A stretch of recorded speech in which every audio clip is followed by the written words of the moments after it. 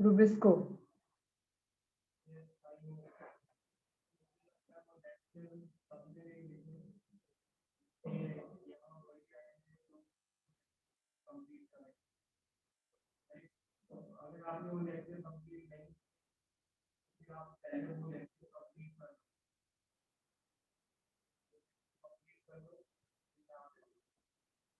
बेटा रिप्लाई करो fast.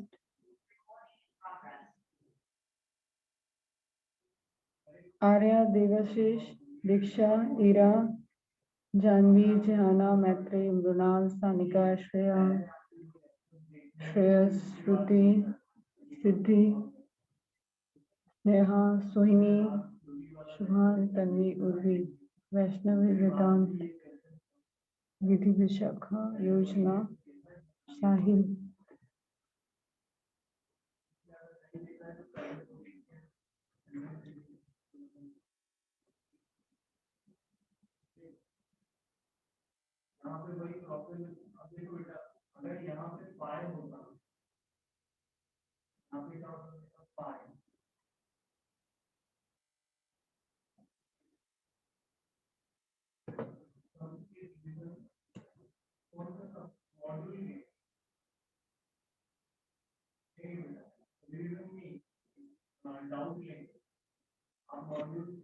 Ribulose 1,5-biphosphate carboxylase. Yes, beta, correct. It is the most abundant carbohydrate or protein. Yes, beta, correct. It is the most abundant protein on earth or carbohydrate. Protein. What is quantasome? What is quantasome? Yes, beta, protein. Quantasome. What is quantasome?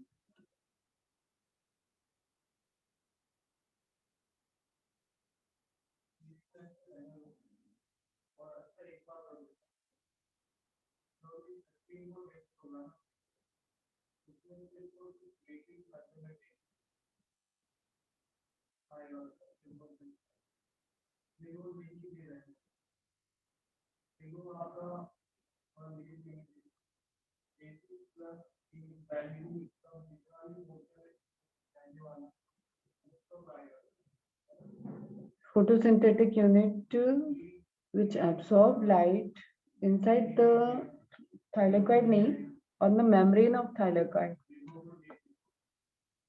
Inside inside is lumen. Okay, on the membrane. Okay. Now tell me what is plastoglobuli?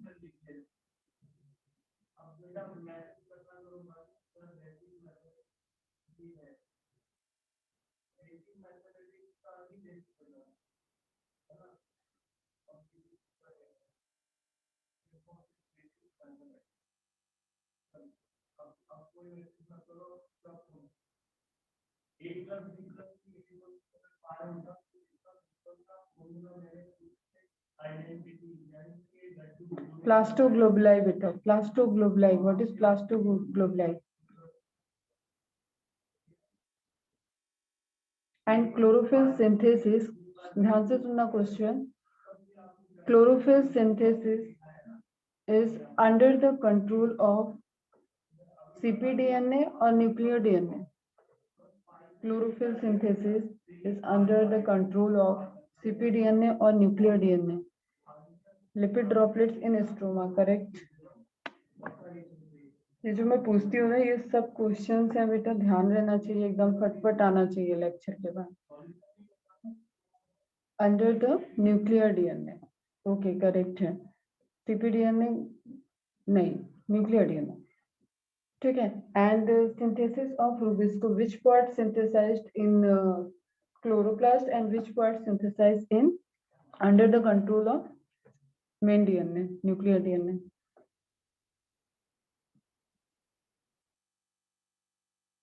Yes correct है, plastoglobuli, lipid droplets in stroma. Stroma is the matrix of chloroplast.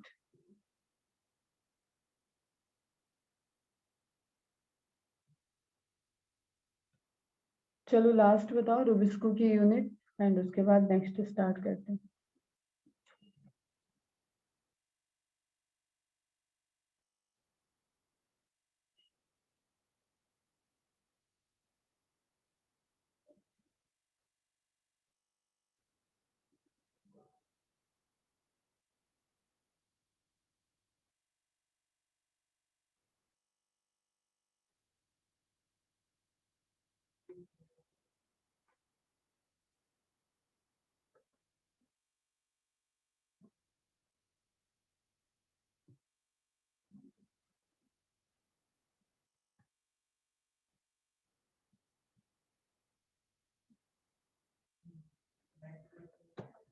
एलिड acid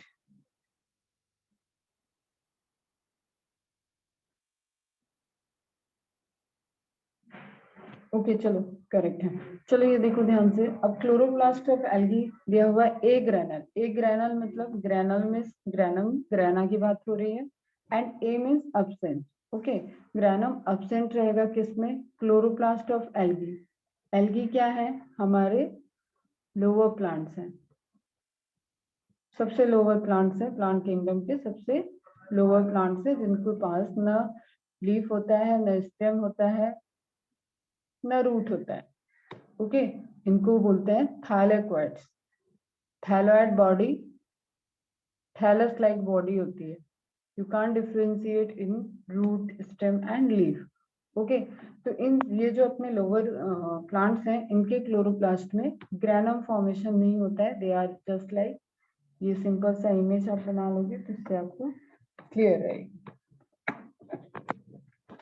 okay, क्योंकि photosynthesis universal है, plant की characteristics है, तो there is some modification. ये question है, direct पूछे जाते हैं, तो इसमें आप कैसे ना माइंड में सेट रखो कि इवोल्यूशन पॉइंट ऑफ व्यू से कोई चीज कॉम्प्लेक्सिटी की तरफ और एक्यूरेसी की तरफ इंप्रूव हुई। ओके, तो ए ग्रैनल केस कब रहा होगा? इनिशियली रहा होगा, क्योंकि still now this is green case. Okay, तो ए ग्रैनल एल्गी में एंड हैविंग पायरेनॉइड। ये डायरेक्ट क्वेश्चन है बेटा, पूछा जाता है मैच द कॉलम में, या डायरेक्ट पैरेनॉइड्स भी कई बार आ चुका है क्वेश्चन में। ओके, ठीक है, पैरेनॉइड्स क्या होते हैं? ठीक, इसको थोड़ा सा एक छोटा सा इमेज बनाओ। पायरेनॉइड्स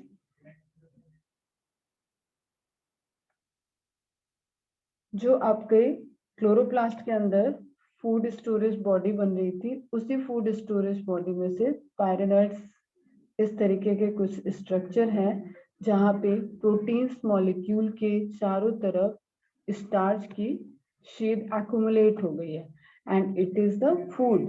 clear?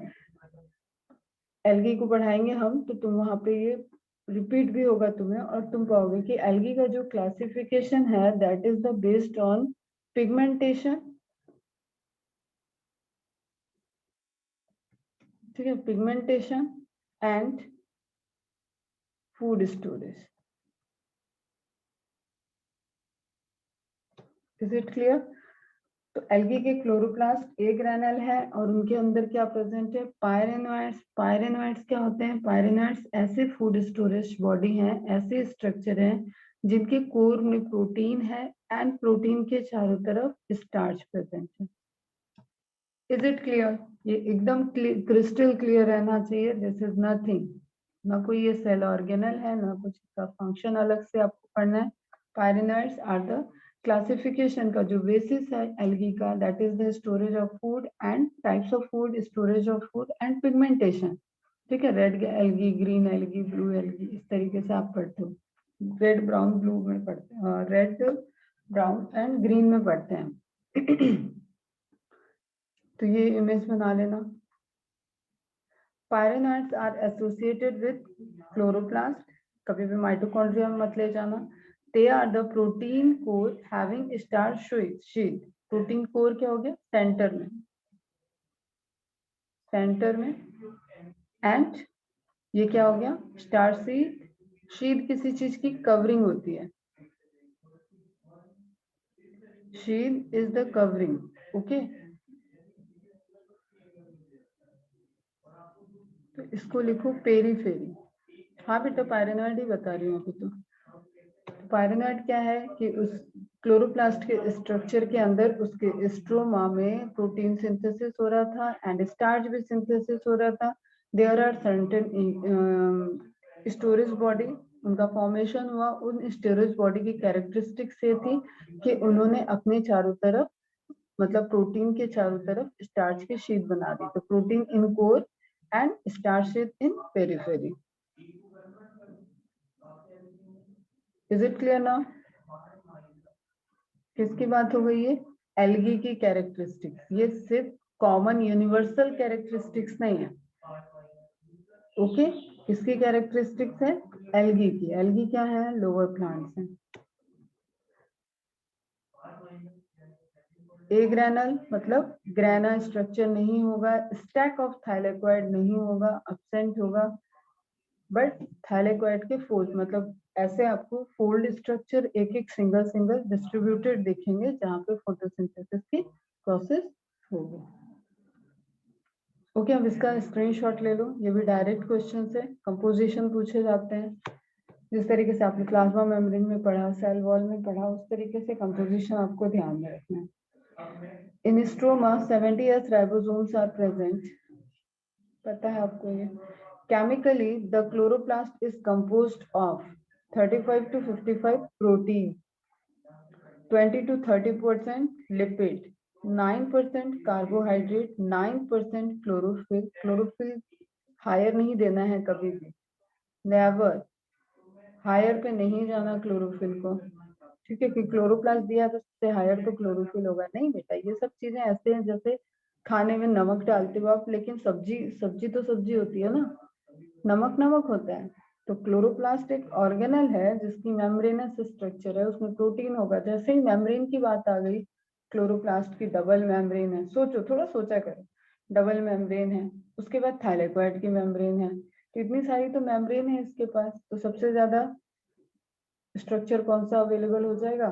35 to 55% protein and 20 to 30% lipid. तो प्रोटीन और लिपिड क्यों ज्यादा गए? ये अब आप प्लाज्मा मेम्ब्रेन पढ़ चुके हो, आपको एकदम मेरे बिना बताए भी ये चीज क्लिक करनी चाहिए। ओके, अभी मैंने बताया इसलिए क्योंकि नहीं क्लिक की होगी तो अभी सोचो कि किस तरीके से कंपोजिशन की बात होगी। एंड क्लोरोफिल आपको कहीं इन थाइलेकोइड की मेम्ब्रेन पे प्रेजेंट, तो 9% है, वो हायर कंपोजिशन में नहीं आता। डायरेक्ट क्वेश्चन देता है, बच्चे गलत करते हैं। 3 to 4% nucleic acid, 4 to 5% carotenoid, pigment see answer. Is it clear? Carotenoids क्या है?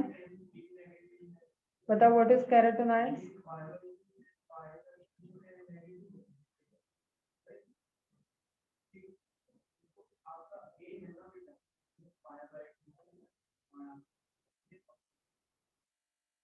कैरोटीनॉइड्स आर द, ओके, और बताओ।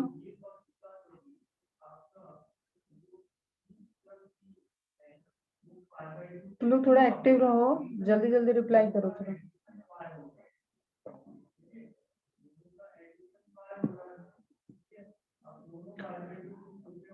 Pigment inside chromoplast and chloroplast. Yes बेटा, ठीक है। मतलब आपको जो भी कलर्ड पिगमेंट दिख रहे हैं उनको आप कलेक्टिवली बोलते हो कैरोटीनॉइड्स। उसमें फिर ज़ैंथोफिल, पाइकोज़ैंथीन, ये सब उसके टाइप्स हो जाते हैं। Okay, is it clear to all of you? यहाँ पे अपना क्लोरोप्लास्ट खत्म हो गया। यस बेटा, करेक्ट है हीरा। कल किसी बच्ची ने मैसेज किया था, अभी नाम नहीं याद आ रहा है, बट उसने plasmodesmata is a pore, cell wall pore, इस तरीके से क्वेरी थी। फिर से एक बार सुन लो कि प्लाज्मोडेस्माटा है क्या। तुम लोग बताओ तब तक, प्लाज्मोडेस्माटा सेल वॉल है क्या? सेल वॉल का पोर है क्या?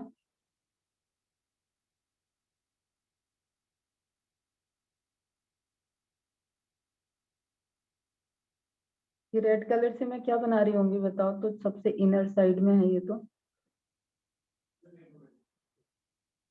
तुम लोग बताओ। मैं भूल गई, जरा बताओ, मुझे बता दे जो। मैं तो पता नहीं क्या रंगोली बनाने का मन कर रहा था। बता बेटा।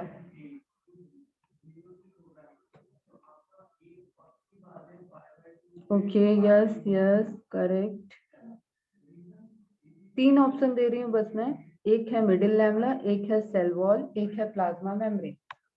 ओके, तो जरा फटाफट मुझे बताना, ए क्या है, बी क्या है, सी क्या है, शॉर्ट में लिखना, ठीक है। जैसे सेल वॉल के लिए CW लिख लो, मिडिल लैमेला के लिए ML लिख लो, प्लाज्मा मेम्ब्रेन के लिए PEM लिख लो।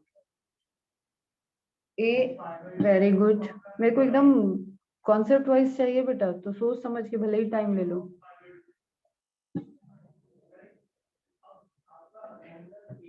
AML, middle lamella, yes very good.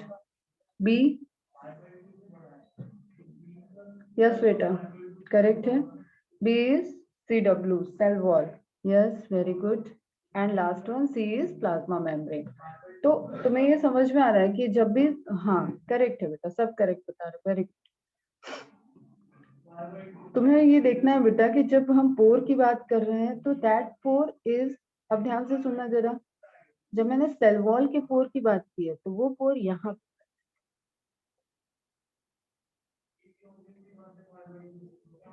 Is it clear, वो पोर यहाँ प्रेजेंट होंगे। When I said plasmodesmata, that means कि ये जो सारी बाउंड्री है ना बेटा, उनका ही एक गैप बन रहा है पूरा, उसमें सभी लेयर आ जाएंगे and that is bridge, cytoplasmic protoplasmic bridge है, जो सेल के फर्स्ट सेल से सेकेंड सेल में ट्रांसपोर्टेशन को फेवर करेगी, ठीक है। फिर मैंने यहाँ पे तुम्हें बताया था कि एंडोप्लाज्मिक रेटिकुलम यहाँ से ट्रैवल कर सकते हैं क्योंकि they are the network like structure. अब मुझे फटाफट बता दो, यहाँ पे जो एंडोप्लाज्मिक रेटिकुलम होगा उसका क्या नाम है, what is D. So I think plasmodesmata वाला क्वेश्चन very clear हो गया होगा। Plasmodesmata is not the core of cell wall. It is the connection between two adjacent cell which transport whatever the material. And एक question था बेटा, what is macromolecule? How is cell wall allowed the macromolecule? तो अभी भी biomolecule आएगा, आपका next chapter biomolecule ही होगा। तो macro biomolecule and micro biomolecule, इनके कुछ पैरामीटर्स हैं, साइज के बेसिस पे आप इनको डिवाइड करते हो, उसके बेसिस पे लार्जर जो साइज है, एक तो ये अपने आप में क्या हो गए, माइक्रो मतलब बायोमोलिक्यूल हो गए माइक्रो एंड मैक्रो, ओके। उसके बाद मैक्रो में फिर से हो जाते हैं लार्जर एंड स्मॉलर। तो स्मॉलर साइज के जो मैक्रोमोलिक्यूल्स होंगे उनको सेल वॉल अलाउ करेगा। अब ये क्या होते हैं, क्या क्या इसमें आ जाएंगे, ये सब हम लोग बायोमोलिक्यूल में देखेंगे। हमें बस इतना समझना है कि ये बेटा जी जो ये पोर की साइज है, it is your door size, आपके घर की डोर की साइज है। इस डोर से आप कभी ट्रक या हाथी को अंदर नहीं कर सकते अंटिल एंड अनलेस आपने हाथी पाला हो और आपको बहुत बड़ा एकदम बंगले हो जिसमें हाथी के साइज का दरवाजा बना। तो मैं कॉमन मैन की बात कर रही हूँ, कॉमन लोगों के घरों के दरवाजे की बात कर रही हूँ बेटा। तो उतना वो कैसा है, लार्जर तो है, पोर तो बड़ा है, मैक्रोमोलिक्यूल आ रहे हैं, लेकिन बहुत बड़े मैक्रोमोलिक्यूल नहीं आए। इसमें तुम्हारी हायरार्की हो जाती है, प्रोटीन्स आते हैं, कार्बोहाइड्रेट्स आते हैं बड़े, ठीक है। वो सब हम लोग तभी बात करेंगे। इज इट क्लियर दोनों क्वेरीज? किस बच्चे ने पूछा था, क्लास में है क्या?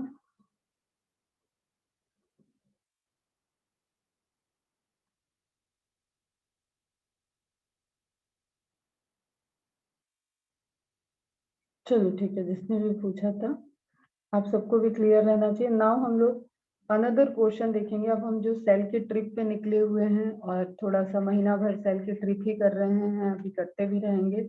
उस ट्रिप में हम क्या देख रहे हैं कि हमने 2 ऑटोनोमस ऑर्गेनल्स को पढ़ लिया।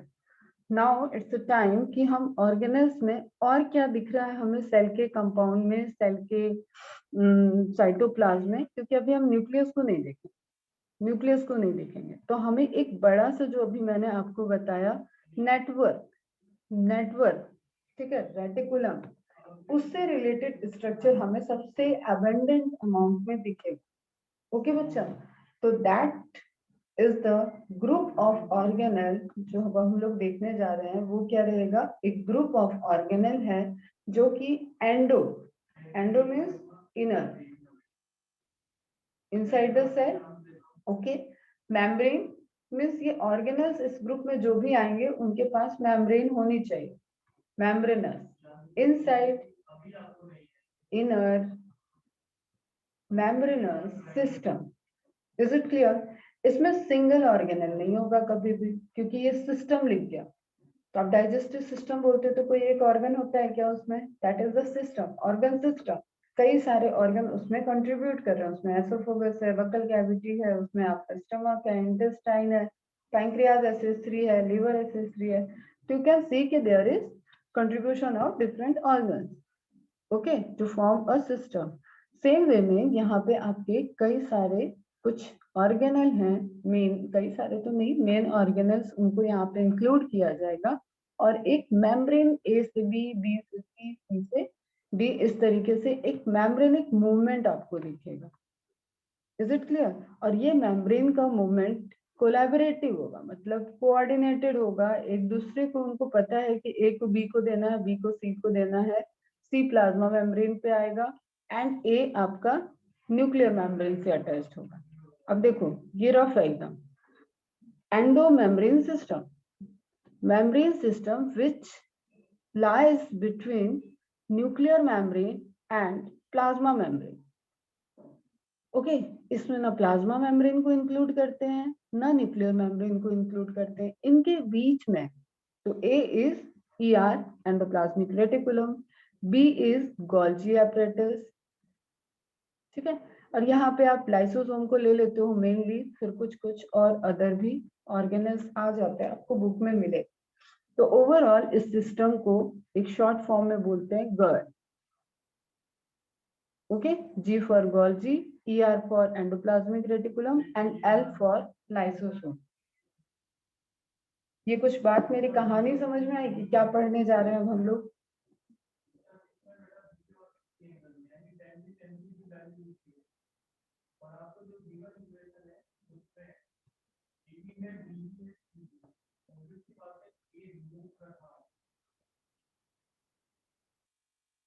Okay, very good. हम हैं कहाँ पे? सेल के अंदर। किस जगह पे? साइटोप्लाज्म में। अभी हम न्यूक्लियस तो बहुत बाद में देखेंगे, ठीक है। तो हम किस सिस्टम में आ गए हैं? Single membrane system. Single, double membrane, autonomous, semi autonomous organelle अपने खत्म हो गए, mitochondria and chloroplast. Now we are moving towards the single membrane system, single membrane organelle, sorry, okay, single membrane organelle. इसमें हमने सबसे पहले एक यूनिट को उठाया जो आपस में कोऑर्डिनेटेड वे में फंक्शन कर रही है, और उसके अंदर तीन ऑर्गेनल आ गए, Golgi, endoplasmic reticulum and lysosome. तो अब तीन ऑर्गन के आपको नाम याद हो गए कि they are the single membrane organelle, ठीक है।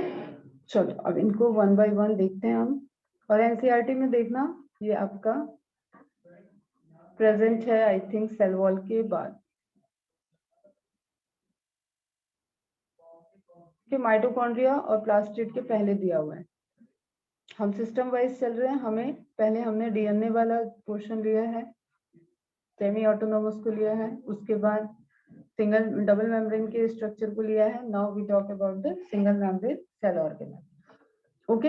Is it clear? ये आपको दिख रहा है इमेज में, आप ध्यान से देखो तो इस इमेज में न्यूक्लियस को हम इनलार्ज करते हैं, तो न्यूक्लियस से सटे हुए हमें न्यूक्लियस के पास वाला जो स्ट्रक्चर एनवायरनमेंट है उसे इनलार्ज किया गया। यू कैन सी कि यहाँ पे कुछ इस तरीके के ट्यूबुलर फोल्ड्स दिख रहे हैं एंड उसके ऊपर डॉट डॉट स्ट्रक्चर दिख रहा है, ठीक है। बेसिक्स क्लासेस वाले बच्चे एकदम क्लियरली यहाँ पे फटाफट बता देना चाहिए कि ये डॉट स्ट्रक्चर राइबोसोम है, ओके बच्चा, क्लियर। फिर आप देख रहे हो कि इस राइबोसोम वाले स्ट्रक्चर में, या ये जहाँ पे राइबोसोम प्रेजेंट है, ये पूरा स्ट्रक्चर क्या हो गया? Endoplasmic reticulum. जहाँ पे राइबोसोम है, आर से राइबोसोम, आर से रफ, सरफेस पे डॉट डॉट है, इसका मतलब वो स्मूथ नहीं है, तो वो क्या हो गया? Rough endoplasmic reticulum. फिर आपका आ जाता है स्मूथ एंडोप्लाज्मिक रेटिकुलम, देखेंगे वन बाय वन, तो इसलिए बहुत ज्यादा टाइम नहीं लगाते यहाँ पे। एंड फिर आप सेकेंड इमेज में, सी वाले इमेज में देख रहे हो, यहाँ पे आपको ट्रांसपोर्टिंग वेसाइकल्स दिख रहे हैं, ओके। तो जिस तरीके से अभी हम लोगों ने सेल वॉल और प्लाज्मा मेम्ब्रेन के कंपोजिशन पढ़ते वक्त, रिसेप्टर्स को पढ़ते वक्त बार बार ये चीजें मैम ने बताई हैं आपको कि ये साइटोप्लाज्मिक प्रोडक्ट हैं, साइटोप्लाज्मिक मेटाबॉलिक रिएक्शंस के प्रोडक्ट हैं।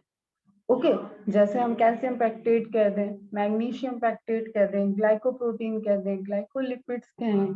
ओके, इस तरीके के हेमिसोल्यूलोज, पैक्टिन, लिग्निन, सुबेरिन, जो भी अभी तक मैंने टर्म लिया है, वो कहीं बाहर से उस पर अवतरित नहीं हुए, वो उसी सेल के इनसाइड मैकेनिज्म के रिजल्टेंट बने हुए कंपोनेंट हैं, जो कि ट्रैवल करके बाहर के साइड आके डिपॉजिट हो गए। ओके बच्चा, तो ये आपको कैसे आएंगे बाहर के साइड? ये अगेन वही सिंथेसिस हुई। सिंथेसिस से जैसे जस्ट सपोज यहाँ पे एग्जांपल दिया हुआ है पॉलीपेप्टाइड एंड ग्लाइकोप्रोटीन। ओके, तो glycoprotein you know this is carbohydrate, this portion is protein. तो अब इसके लिए प्रोटीन को ही पॉलीपेप्टाइड बोलते हैं। पॉलीपेप्टाइड की लॉन्ग चेन बननी चाहिए। ये इमेच्योर है, ये मैच्योर है, मतलब ये फंक्शनल पार्ट है, ये अभी रॉ है, एकदम किसी फैक्ट्री में कुछ बनने जा रहा है, उसके लिए इंग्रेडिएंट टाइप से। तो पॉलीपेप्टाइड एंड कार्बोहाइड्रेट की चेन ये बाइंड करेंगी गोल्जी के अंदर, एंड देन गोल्जी उसको फंक्शनल स्ट्रक्चर में मैन्युफैक्चर कर दिया। तो these are the manufacturing unit. अब ये बनाया गया है जिसका कोई पर्पस था। ग्लाइकोप्रोटीन प्लाज्मा मेम्ब्रेन के आउटर सरफेस पे आप देख रहे थे एज ए रिसेप्टर वर्क कर रहे थे। ओके, तो उनको ट्रांसपोर्ट करना पड़ेगा, तो इनको प्रॉपर एक वेसाइकल में पैक किया, वेसाइकल को ट्रांसपोर्ट किया। वेसाइकल के पास मेम्ब्रेन है, कहाँ की मेम्ब्रेन है? गोल्जी की मेम्ब्रेन है। गोल्जी ने अपने एक पोर्शन को दे दिया। ओके, पोर्शन अपना तोड़ के अपने से अलग करके दे दिया। तो दैट्स वाई ये मेम्ब्रेन सब इंटरलिंक्ड हुई। कैसे? न्यूक्लियर मेम्ब्रेन, न्यूक्लियर मेम्ब्रेन से ईआर, ईआर की मेम्ब्रेन, ईआर की मेम्ब्रेन से गोल्जी, गोल्जी की मेम्ब्रेन से ट्रांजिशन वेसाइकल, या आप लाइसोसोम समझ सकते हो। Is it clear? And lysosome की मेम्ब्रेन फाइनली इस केस में आप देख रहे हो कि ये ट्रांसपोर्टिंग वेसाइकल्स थी, ट्रांजिशन कर रही है, कुछ कंटेंट है जिसको ट्रांसपोर्ट करानी है, तो ये आगे जाएंगी प्लाज्मा मेम्ब्रेन पे। एक्सोसाइटोसिस करेंगी या एंडोसाइटोसिस? फटाफट बताओ।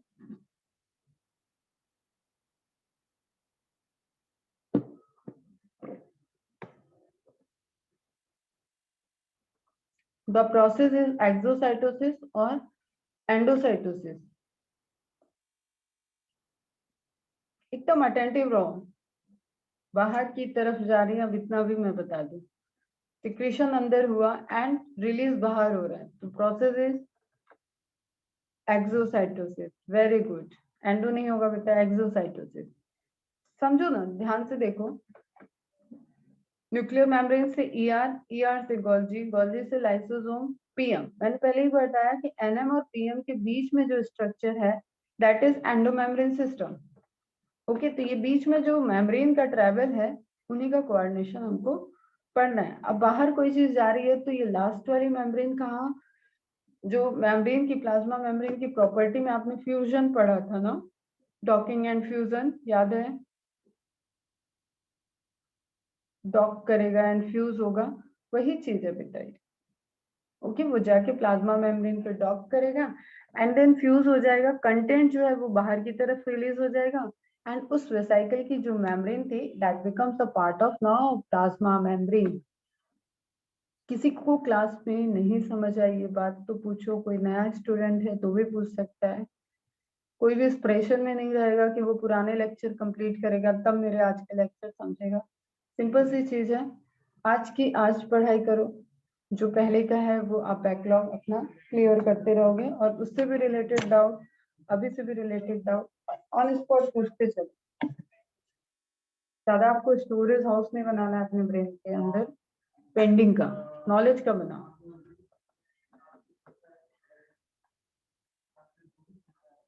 यस बेटा, करेक्ट, एक्सोसाइटोसिस करेक्ट है, क्लियर है, वेरी गुड। ठीक है, तो अब ये एनसीईआरटी, अपनी एनसीईआरटी ओपन करो एंड मार्क करो।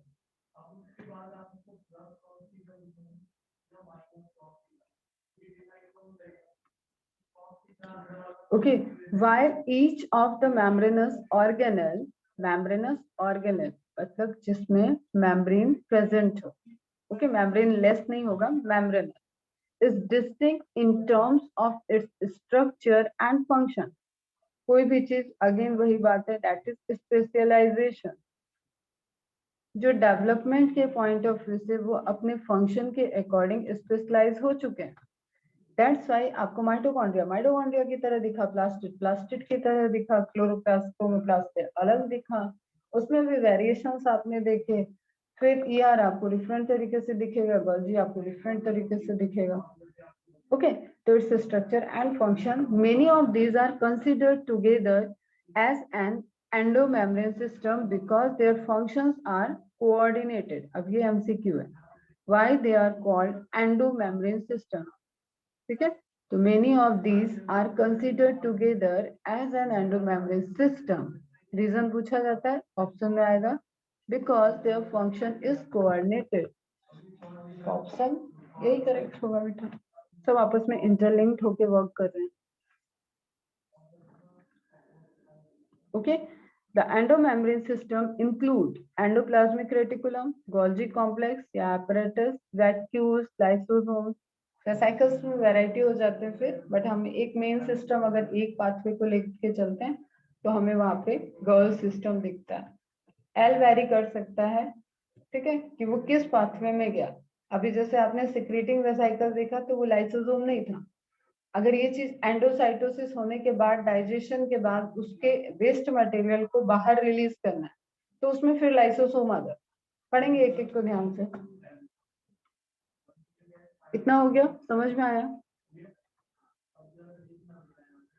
ओके, एक नोटिस मैं तुम्हें दे देती हूँ, आ जाएगा ऑफिशियल मैसेज तुम लोगों को।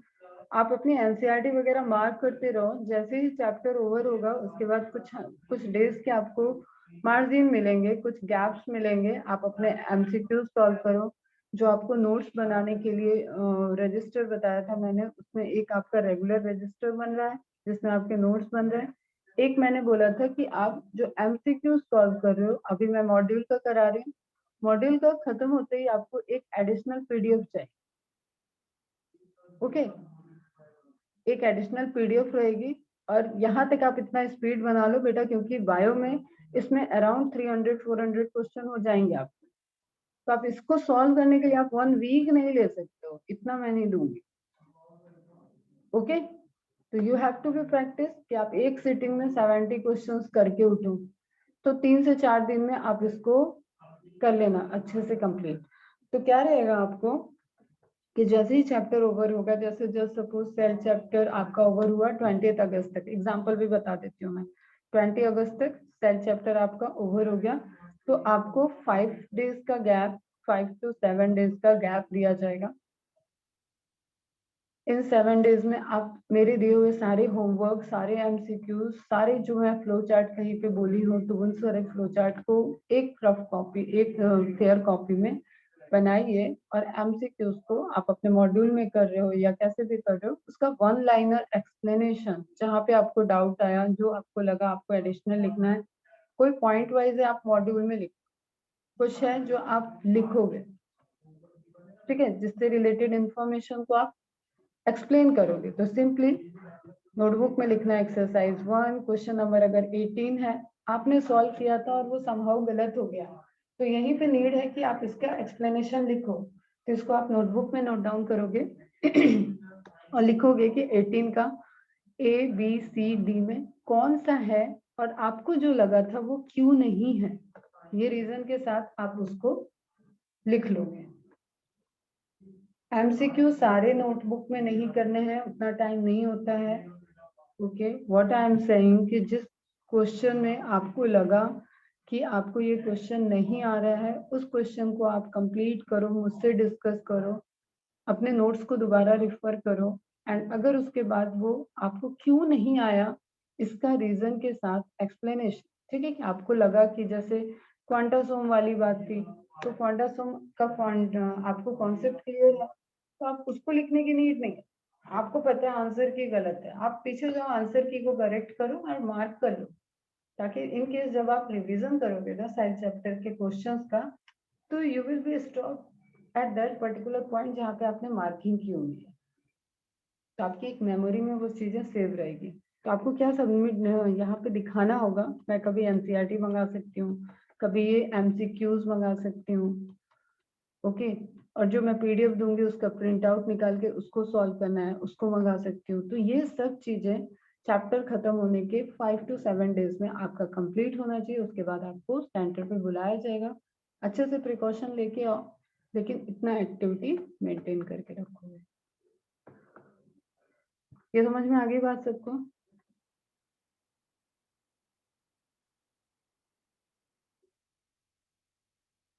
इससे आपकी एक्टिविटी समझ में आएगी। देखो सब ऑफलाइन नहीं होना बेटा अभी, तो हमें पता चलना चाहिए कि हम जो मेहनत कर रहे हैं, हम जो आपको टाइम दे रहे हैं, वो चीजें आप कर रहे हो या नहीं कर रहे हो, तो उसका कुछ सिस्टम रखना पड़ेगा। पीडीएफ से थोड़ा सा हैक्टिक होता है, तो उससे बेटर है आप इससे हम लोग इंटरेक्ट भी कर सकेंगे, मुझे भी पता चलेगा हाँ कौन है, कौन सा बच्चा क्या है, पता चले कि हम पढ़ा रहे हैं कुछ समझ के और बाद में हमें पता ही नहीं कि वो बच्चा मेरा कौन है। Is it clear? तो एनसीईआरटी इसलिए मार्किंग करते रहो, क्योंकि डेली जब लेक्चर में एनसीईआरटी की लाइन आती है तो मैं ऑलरेडी मेंशन करती हूँ, मार्क करो। यहाँ तक हो गया मार्क?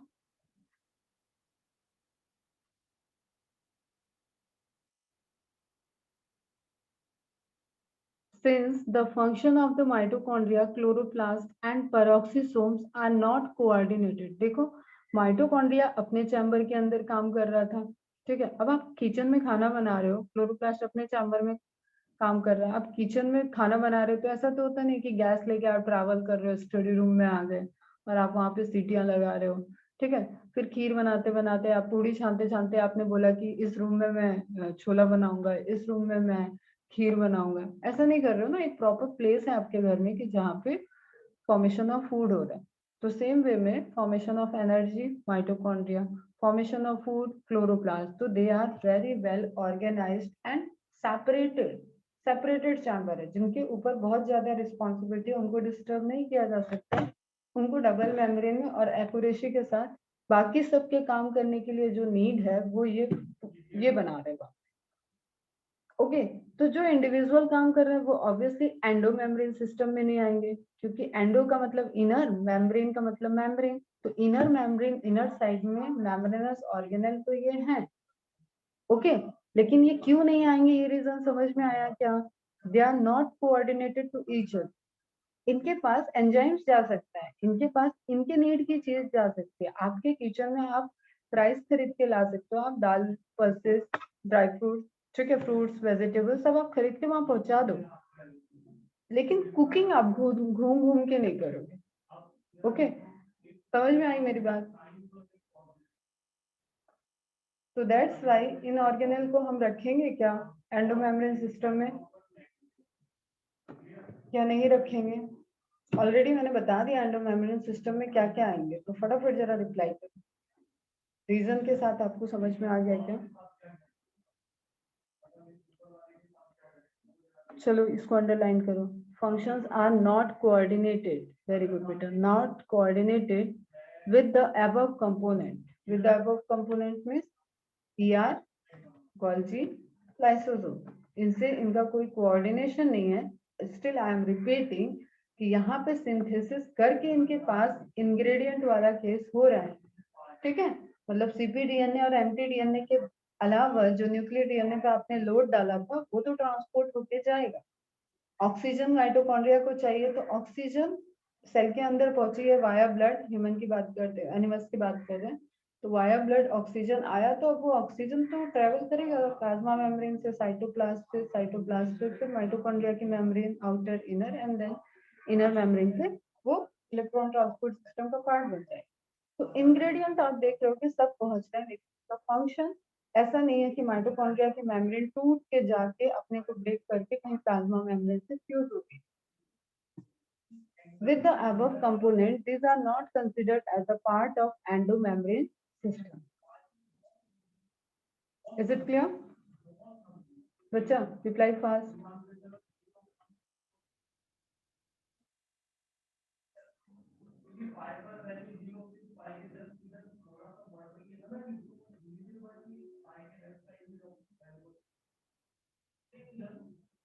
Any query? Marking हो गई सबकी?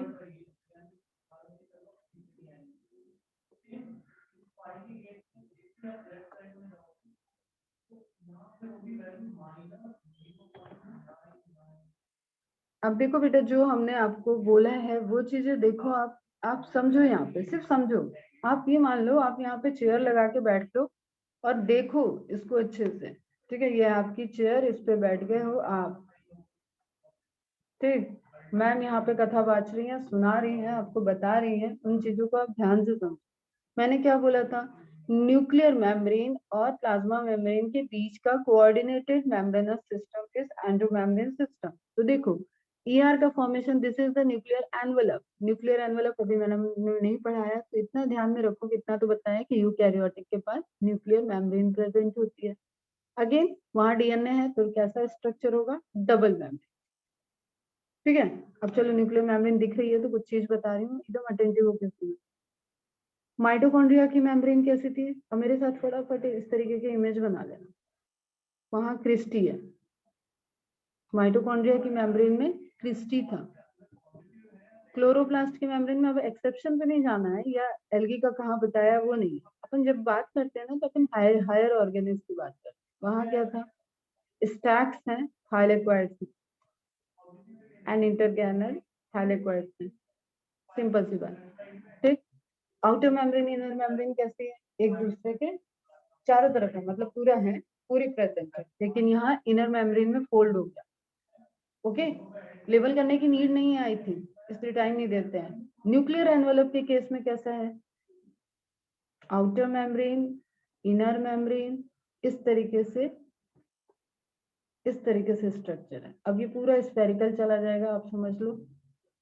ठीक है, एंड ये इस तरीके से सराउंड करते हुए न्यूक्लियोप्लास्ट के चारों तरफ प्रेजेंट होगा। तो यहाँ पे कैसे न्यूक्लियर एनवेलप बन रहा है, जिसमें आउटर मेम्ब्रेन है, इनर मेम्ब्रेन है, और छोटे छोटे लोकेशन पे inner membrane outer membrane fuse कर रहे हैं और एक पाथ बना रहे हैं, पाथवे बना रहे हैं, same as like plasmodesmata. Okay, और इस पाथवे को, ये बड़ा ही सेलेक्टिव पाथवे है। Nucleus is the boss, boss के केबिन में कोई भी नहीं जा सकता है, ये बात हमेशा रहनी चाहिए आपके ध्यान में। लेकिन ये कनेक्शन किसके किसके बीच में बना रहा है? कनेक्शन बनाया इसने साइटोप्लाज्म एंड न्यूक्लियोप्लाज्म के बीच में। ओके बेटा, अब मेरे को बताओ, इसकी आउटर मेम्ब्रेन साइटोप्लाज्म को फेस कर रही है या इनर मेम्ब्रेन साइटोप्लाज्म को फेस कर रही है?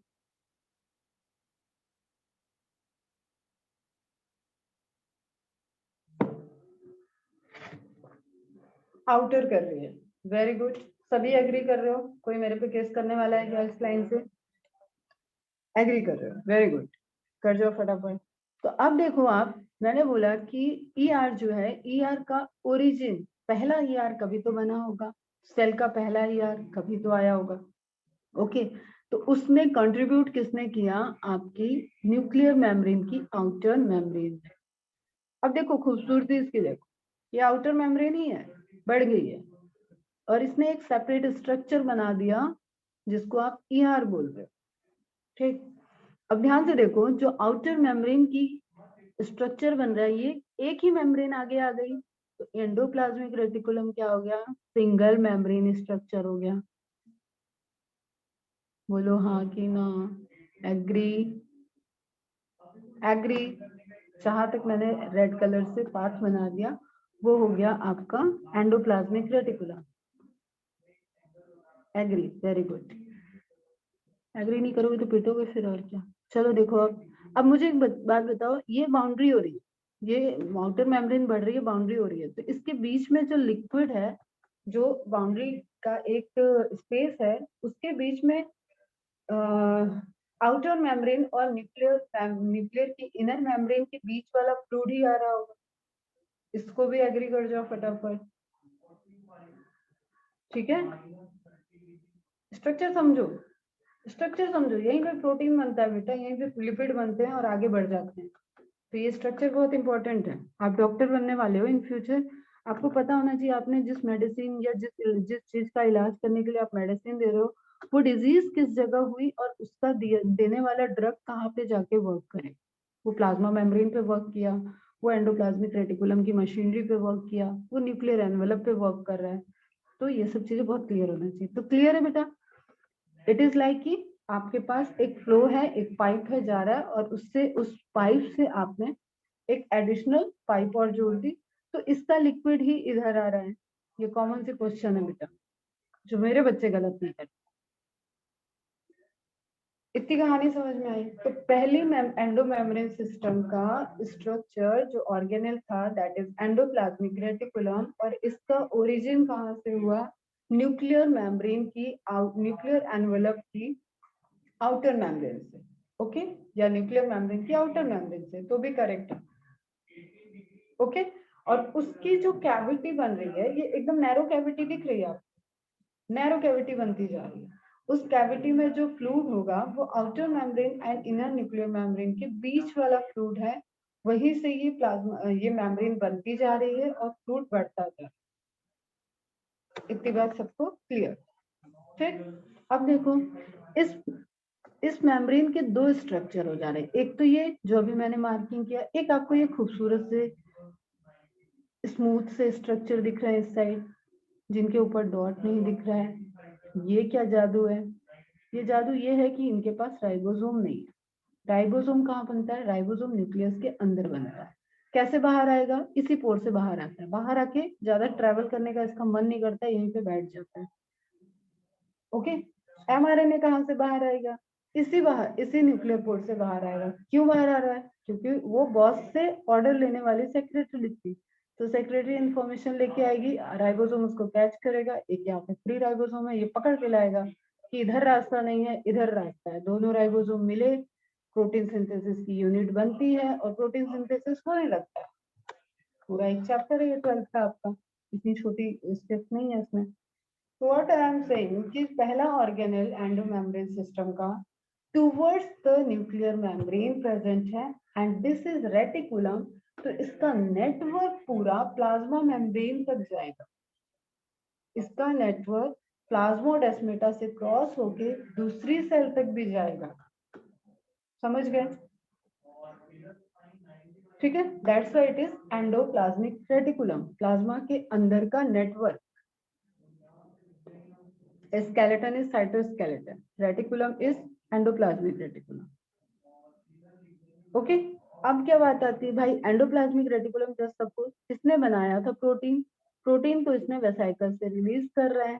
अब ऐसे ही कई सारी वेसाइकल्स आपस में फ्यूज हो गई, ये कोई स्ट्रक्चर पहले से नहीं है, ठीक है, दैट इज डेवलप स्ट्रक्चर। तो ये इन वेसाइकल्स के फ्यूजन से, आपने बोला ये वेसाइकल है, ओके, मेम्ब्रेन का नेचर है आपस में फ्यूज होने का, तो ये वेसाइकल वेसाइकल एक दूसरे के पास है, पास है, पास है, और सारा इनका फ्यूजन वाला पोर्शन अगर हम डिलीट कर दे तो ये इस तरीके से स्ट्रक्चर हो जाएगा। बोलो हाँ या ना? एग्री? देखो मैं एक ही इमेज से पूरा पढ़ा दूंगी, इसके बाद फटाफट ईआर के बारे में, गोल्जी के बारे में, लाइसोसोम के बारे में, माइक्रोसोम के बारे में, बैक्टीरियल के बारे में पढ़ो और खत्म।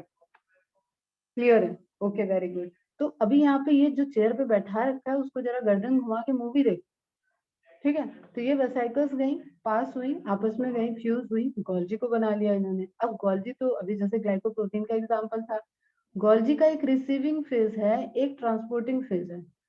जैसे एक तरफ से रॉ मटेरियल डालो, दूसरी तरफ से फाइनल प्रोडक्ट ले लो, ओके। तो रॉ मटेरियल किधर से आ रहा है? ईआर के साइड से आ रहा है। अब डिटेल इसकी पढ़ते रहेंगे। एसईआर से प्लास्टिड आएगा, आरईआर से प्रोटीन आएगा। ये वाला आपका हो गया एसईआर, स्मूथ सरफेस वाला आया। वेसाइकल्स फ्यूज हुए, गोल्जी की फेजेस बनी, इसलिए क्योंकि बार बार वेसाइकल से फ्यूज हो रहा है और बन रहा है। तो अब यहाँ पे भी लिक्विड कौन सा आ रहा है? इन्हीं वेसाइकल्स के अंदर का लिक्विड आ रहा है। ये लिक्विड कहाँ से आया था? न्यूक्लियर मेम्ब्रेन से आया था। तो देखो तुम, एक मेम्ब्रेनस और फ्लूइड वाला ट्रांसपोर्टेशन सिस्टम चल रहा है जो कि साइटोप्लाज्म से फ्यूज नहीं कर रहा है। ध्यान रखना, ये साइटोप्लाज्म से फ्यूजन नहीं हो रहा है, दोनों के लिक्विड आपस में मिक्स नहीं हो रहे हैं, हमेशा एक बाउंड्री रह रही है, बाउंड्री है, बाउंड्री में ही है। तो अब ये जो फाइनल प्रोडक्ट इसने बनाया, जस्ट सपोज इसके पास है ग्लाइकोप्रोटीन, यहाँ लाइसोसोम दिया है, ग्लाइकोप्रोटीन है, तो ग्लाइकोप्रोटीन की वेसाइकल्स ट्रेवल करके गई प्लाज्मा मेम्ब्रेन के पास, और देन एक्सोसाइटोसिस से ग्लाइकोप्रोटीन बाहर, और वो बढ़िया अपना रिसेप्टर बना के अटैच्ड हो गई। ठीक है, तो इसकी मेम्ब्रेन फिर से सुनो अभी, ये सब हटाते हैं हम। मेम्ब्रेन का मूवमेंट, तुम्हारी चेयर भी हटा दी, सॉरी, बट अभी देखो रिव्यू देखो, अब चेयर पे बैठ के नहीं देखा जा सकता, खड़े होके देखो, फास्ट रिव्यू। ओके, तो हमने देखा कि जो ये स्टार्ट हुआ था ये टूर आज का, वो आपका स्टार्ट हुआ न्यूक्लियर मेम्ब्रेन की तरफ से। न्यूक्लियर मेम्ब्रेन की आउटर मेम्ब्रेन जो न्यूक्लियर एनवेलप है, उसके आउटर मेम्ब्रेन से एक्सटेंशंस निकल रहे हैं और मेम्ब्रेनस स्ट्रक्चर बन रहा है, क्योंकि एक ही मेम्ब्रेन से बने तो ये स्ट्रक्चर क्या हो गए, सिंगल मेम्ब्रेन स्ट्रक्चर। ओके, तो एक पहली मेम्ब्रेन आ गई ईआर के पास, ईआर की मेम्ब्रेन ने वेसाइकल बनाया, वेसाइकल्स फ्यूज हुए, बना गोल्जी। दूसरी मेम्ब्रेन आ गई गोल्जी के पास, गोल्जी ने मैच्योरेशन किया, जो मैच्योर प्रोडक्ट बना उसको पैकेट बढ़िया सील करके उसने ट्रांसपोर्ट कर दिया। तो तीसरी मेम्ब्रेन आ गई लाइसोसोम की।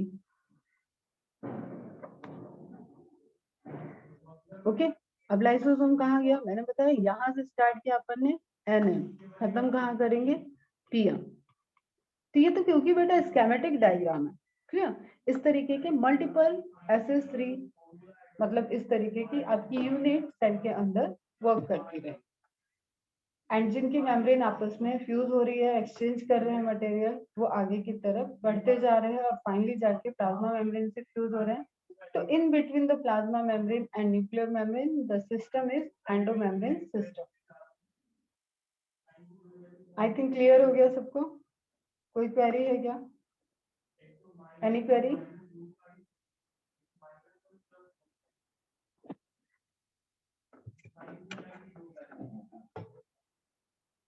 समझ में आया? एकदम माइंड में set?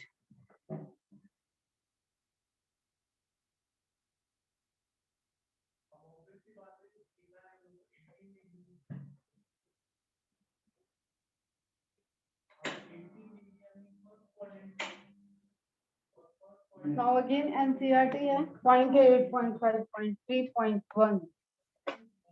Okay, that is on the page number 133, उसका पहला पैराग्राफ हो गया। नाउ सेकंड, आप देख रहे हो कि वहां पे एंडोप्लाज्मिक रेटिकुलम दिया है, उसी को आप लाइनिंग करो, अंडरलाइन करो। इलेक्ट्रॉन माइक्रोस्कोपिक स्टडी, तो मैंने इवोल्यूशन मतलब इंट्रोडक्टरी बेसिक्स हर जगह बताया है, that is not possible without the discovery of electron microscope. तो ये सारी स्टडी आपको 1950s के बाद ही मिलेंगी, ठीक है। इलेक्ट्रॉन माइक्रोस्कोप आया, उससे देख पा रहे हैं हम इन ऑर्गेनेल को, तभी हम वहां पे स्टडी कर पाए कि ऑर्गेनेल सिस्टम क्या है। गोल्जी apparatus मैन्युफैक्चरिंग बॉडी है, ठीक है, जहां फॉर्मेशन हुआ, रॉ मटेरियल एंटर किया एंड फाइनल मटेरियल रिलीज हुआ। तो ट्रांसपोर्टिंग तो हर जगह हो रहा है बेटा, जो एक दूसरे से लिंक हो रहे हैं, ट्रांसपोर्ट हो। ओके, चलो अभी ध्यान से इधर देखो, गोल्जी आएगा बेटा एंडोप्लाज्मिक रेटिकुलम के बाद। Electron microscopic studies of eukaryotic cells. These are the characteristics of eukaryotes only. Prokaryotic cells don't have these organelles. Membrane bound organelle कोई भी नहीं होता है, सिंगल एनवेलप सिस्टम होता है। ऑर्गेनल में के नाम पे सिर्फ उनके साथ क्या है, ribosome. Okay, eukaryotic cells reveals the presence of a network or reticulum of tiny tubular structure scattered in the cytoplasm that is called the endoplasmic reticulum. अब देखो कितनी हैवी लाइन लिखी हुई। अगर आप समझ लिया अभी जो मैंने आपको समझाया, तो ये सब आपको समझ में आ गया। नेटवर्क है, मैम ने बताया। रेटिकुलम बोलते हैं मैम की नेटवर्क होता है, टाइनी ट्यूबुलर, अरे वो बन ही रहा है ट्यूब जैसा, निकलता जा रहा है, ट्यूब जैसा स्ट्रक्चर बनता जा रहा है, तो छोटे छोटे ट्यूब्स हैं वहां पे। स्कैटर्ड इन साइटोप्लाज्म, मैम ने पहले ही हिंट दे दिया कि आप यहाँ पे देख रहे हो कि ये यहाँ पे प्रेजेंट है, लेकिन इसका डिस्ट्रीब्यूशन कहाँ है, प्लाज्मोडेस्माटा से ये दूसरे सेल तक भी जा सकता है, और उस सेल के न्यूक्लियर मेम्ब्रेन और प्लाज्मा मेम्ब्रेन के बीच में भी हो सकता है। ओके, तो दिस इज द स्ट्रक्चर, जिसके लिए आप ऐसे भी बना सकते हो, ये एनएम से स्टार्ट होके अकेले अपने आप में भी पीएम तक डिस्ट्रीब्यूट है, और इसी में से साइड बाय साइड वेसाइकल्स निकलते जा रहे हैं। समझे? तुम थोड़ा ये जिगजैग जो मैंने बीच में ट्यूब्यूल स्ट्रक्चर बनाया, उनको थोड़ा सा अच्छे से कि वो किससे कनेक्टेड है, लिक्विड उनका कहाँ जा रहा है, उससे छोटा सा ही ड्रॉ करो, इतने ट्यूब्स बनाने की नीड नहीं है, आप ऐसे बना लो। देखो इस तरीके से आप बना लिए और इधर आप बना दो प्लाज्मा मेम्ब्रेन, इधर बना दो nuclear membrane.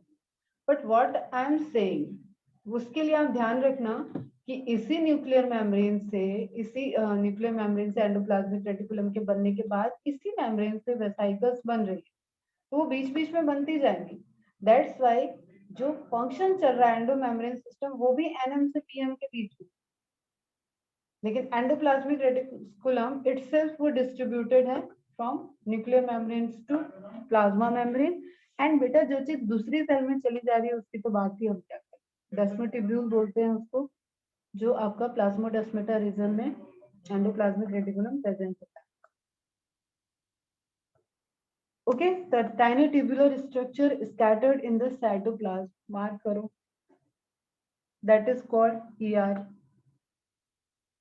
Hence, ER divides the intracellular space into intracellular inside the cell. इसमें तो कोई कंफ्यूजन नहीं होना चाहिए।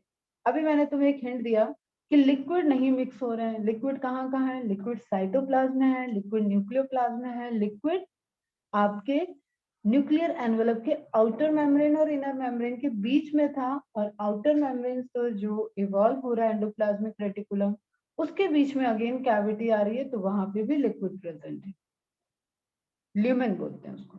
ठीक है, तो hence ER divides the intracellular space, मतलब इनसाइड द सेल, क्योंकि ये पूरा देखो ना यहाँ बेटा, ये पूरा डिस्ट्रीब्यूटेड है ना, मैंने बोला एनएम से पीएम तक अगर डिस्ट्रीब्यूटेड है तो ये इधर न्यूक्लियोप्लाज्म हो ही गया अलग, ये साइटोप्लाज्म है, और ये जो आउटर मेम्ब्रेन और ईयर मेम्ब्रेन के बीच में लिक्विड आ रहा था वो इसके अंदर चल रहा है, तो उसने एक चैम्बर बना दिए, समझ रहे हो। अब ईआर जहां जहां से भी जा रहा है उसके पास साइटोप्लाज्मिक फ्लूइड है, बाहर की तरफ अंदर luminal fluid, into two distinct compartment, one is luminal and another one is extraluminal या साइटोप्लाज्म। देखो कितने अच्छे से लिखा हुआ है, समझ में आ गया सबको ये बात? Is it clear? कंपार्टमेंट कैसे बने वो समझ में आया? आपने जो मेम्ब्रेन से बनी हुई ट्यूब बनाया, उस ट्यूब ने जो ऑलरेडी वहां पे फ्लूइड प्रेजेंट था साइटोप्लाज्म में, क्योंकि आप बैठे थे, उस फ्लूइड को टू कंपार्टमेंट में, टू पार्ट में डिवाइड कर दिया। एक तो एंडो मेम्ब्रेन की बाउंड्री के अंदर, एंडोप्लाज्मिक रेटिकुलम की बाउंड्री के अंदर फ्लूइड हो गया, और एक एंडोप्लाज्मिक रेटिकुलम के बाहर फ्लूइड हो गया। तो बाहर वाला यू नो कि that is the cytoplasm, and अंदर वाले के लिए नया वर्ड आ गया ल्यूमिनल, ल्यूमिनल। और कहीं पे भी कैविटी है आप उसको ल्यूमेन बोल सकते हो, ठीक है, जैसा भी मैंने कल भी यूज किया था थाइलेकोइडल ल्यूमेन, ल्यूमेन, ठीक है, एक सराउंडेड, एक उसको कवर है, उसके बाद वो स्ट्रक्चर प्रेजेंट है। हो गया मार्क सबका? ओके, ये इमेज दिया हुआ है, अब ये इमेज आपके एग्जाम में आएगी, मतलब एग्जाम में आएगी तो यही आएगी जो मैम ने इमेज से पढ़ाया वो आपके अंडरस्टैंडिंग के लिए है। तो आप इस इमेज की लेबलिंग पे आ जाओ फटाफट। कहाँ से स्टार्ट करें? चलो न्यूक्लियस से स्टार्ट करते हैं। फर्स्ट पेंसिल चलनी चाहिए बेटा, फर्स्ट सेकंड लिखोगे तुम भी। फर्स्ट न्यूक्लियस, न्यूक्लियस के स्ट्रक्चर में एनवेलप है, न्यूक्लियर एनवेलप टर्म नहीं दिया है इसलिए अभी उसको छोड़ दो, आप पेंसिल से लिख लो this is the nuclear envelope. Okay, और पेंसिल से लिख लो ये है इनर मेम्ब्रेन, ये है आउटर मेम्ब्रेन, ताकि आपको कॉन्सेप्ट जो मैंने बताया वो क्लियर रहे। ठीक, लेकिन एनसीईआरटी पे आ जाओ, ये हो गया सेकंड। न्यूक्लियस पे प्रेजेंट, न्यूक्लियर के एनवेलप पे प्रेजेंट है पोर्ट, जहां से कोई भी न्यूक्लियोप्लाज्मिक एंड साइटोप्लाज्मिक कनेक्शन बनेगा। Transportation between nucleoplasm and cytoplasm, example लिख लेना, जो मैम सेक्रेटरी वाली कहानी सुनाई है वो लिख लो, राइबोसोम की बातें बताई है वो भी लिख लो। ओके, फिर इसने दिखा दिया आरईआर, तो थर्ड लेवल है आरईआर का, जिस पर डॉट होंगे, सिंपल सी बात है, जहां डॉट लगे होंगे जो रफ है वो आरईआर। ओके, अब वो डॉट क्या है? वो फोर्थ पॉइंट हो गया, राइबोसोम है। देन जहां पे डॉट नहीं है वो क्या है? ईआर तो है ही, ईआर है, ये बात कॉमन हो गई। ठीक, कैसा ईआर है? क्योंकि राइबोसोम नहीं है, रफ नहीं है, तो कैसा हो गया बेटा? Smooth ER. Labelling clear?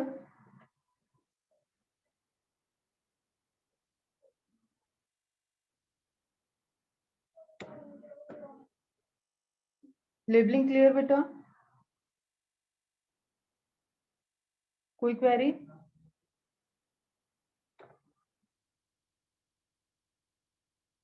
Very good.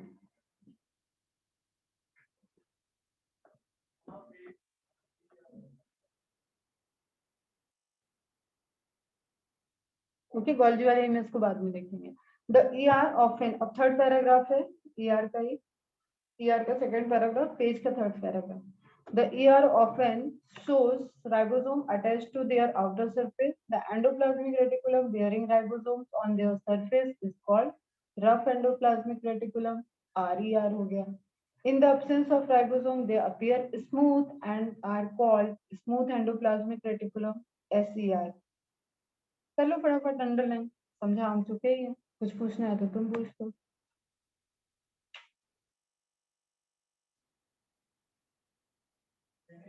अब एडिशनल इंफॉर्मेशन एक आप लिख लो कि आरईआर जो है वो प्रोटीन सिंथेसिस में इन्वॉल्व होता है। तो जहां पे प्रोटीन सिंथेसिस ज्यादा हो रही है, ठीक है, जहां पे प्रोटीन की नीड ज्यादा है, उन सभी ऑर्गन्स के अंदर, उन सभी ऑर्गन्स के अंदर जो सेल प्रेजेंट होगी वो सेल आरईआर रिच होगी।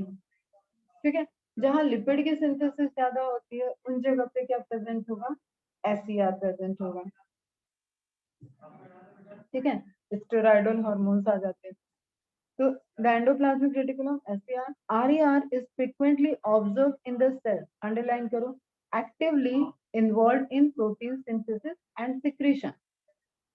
एक ब्रॉड वे में आपको समझना है, तो एंजाइम का फॉर्मेशन हो रहा हो, हार्मोन जो पेप्टाइडल इन नेचर में है, जैसे थायरॉक्सिन हार्मोन है, ठीक है, पैराथॉर्मोन है, तो ये सभी कहते हैं प्रोटीनेशियस हार्मोन है, प्रोटीन नेचर है इनका। वो हार्मोन भी एक टाइप के प्रोटीन है। ओके बच्चा, तो वो सभी जहां पर भी सिंथेसाइज हो रहे हैं, आपको पता है एंडोक्राइन सिस्टम हमारे ब्लड में काम करता है, तो वो ब्लड में डिफ्यूज हो जाएंगे। कोई डक्टलेस सिस्टम होता है, कोई डक्ट नहीं होती है, तो उसको सिक्रीट होना पड़ेगा। व्हाट आई एम सेइंग बेटा, ध्यान से सुनो, ये ए सेल है, ये ए सेल जस्ट सपोज कि ये थायरॉक्सिन को फॉर्म कर रही है या टी को फॉर्म कर रही है, टी स्ट्रक्चर को फॉर्म कर रही है, ठीक है, एंड टी का नेचर कैसा है, प्रोटीनेशियस है। ओके, तो इस टी को फॉर्म करने के लिए यहाँ पे आरईआर हाई अमाउंट में होगी, मतलब सारा यूकैरियोटिक का स्ट्रक्चर होगा, अभी फोकस कर रहे हैं आरईआर, तो RER compare to SER high होंगे। अब ये जब टी फॉर्म हुआ है तो इस टी को सिक्रीट भी करना है, तो अगेन वही एक्सोसाइटोसिस, बस ये प्लाज्मा मेम्ब्रेन पे डिपॉजिट ना होके ये कहाँ आ गया, आपके ब्लड में आ गया। बहुत प्यारी प्यारी मैकेनिज्म है बायोलॉजी की, समझते चलो बस, सबका बेस सेल में ही छुपा हुआ है। हो गया क्लियर? तो आरईआर कहाँ पे ज्यादा हो जाएंगे, जो पोर्शन, अब जैसे मैंने यहाँ पे किसका थायरोक्सिन का एग्जांपल दे रही थी, तो तुम एकदम से दिमाग में सेट रखो कि थायराइड ग्लैंड जो है, जो थायरोक्सिन को प्रोड्यूस करती है, उसके सिक्रीशन के लिए जो ऑर्गन है दैट इज थायराइड। थायराइड में सेल के अंदर आरईआर ज्यादा होगा या एसईआर ज्यादा होगा, आंख बंद करके आरईआर ज्यादा होगा। उसका रीजन हमको पता है, क्योंकि थायरोक्सिन हार्मोन जो है वो प्रोटीनेशियस नेचर का है, प्रोटीन ज्यादा बनाना है तो हमें सेल के अंदर आरईआर ज्यादा करना पड़ेगा। ये सब आपके कनेक्टिंग क्वेश्चन से बेटा, ये सब आपकी conceptual logical question, bookish question तो सब करेंगे, लॉजिकल क्वेश्चन में आप रैंक बनाओगे। Okay, RER is frequently observed in the cells actively involved in protein synthesis and secretion. They are extensive and continuous with the outer membrane of nucleus। ये भी line mark करो और समझ चुके ही हो आप, समझ में आ रहा है ना क्या कह रही है ये लाइन, जहाँ से स्टार्ट की थी कहानी वही है, आउटर मेम्ब्रेन के एक्सटेंशन है सब, एंड राइबोसोम अटैच्ड रहेंगे उस पे।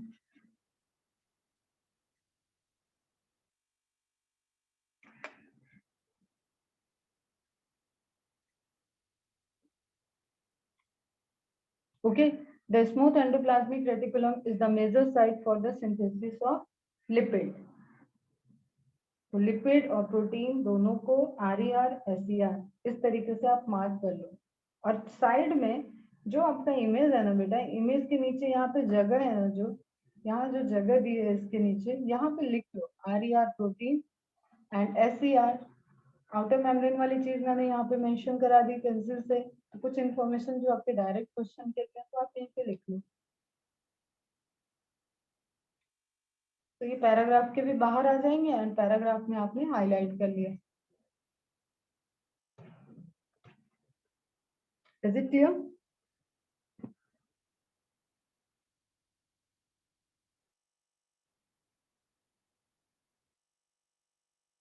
Okay.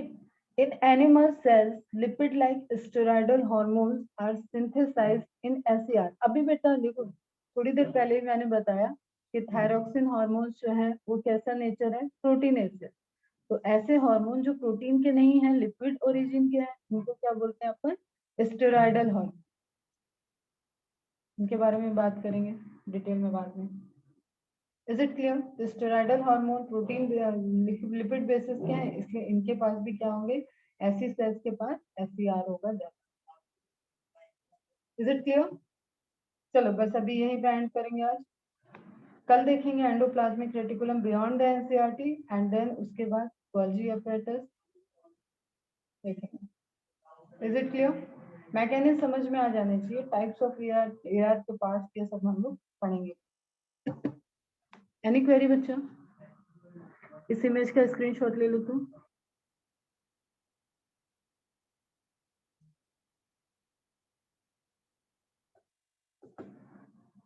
डन?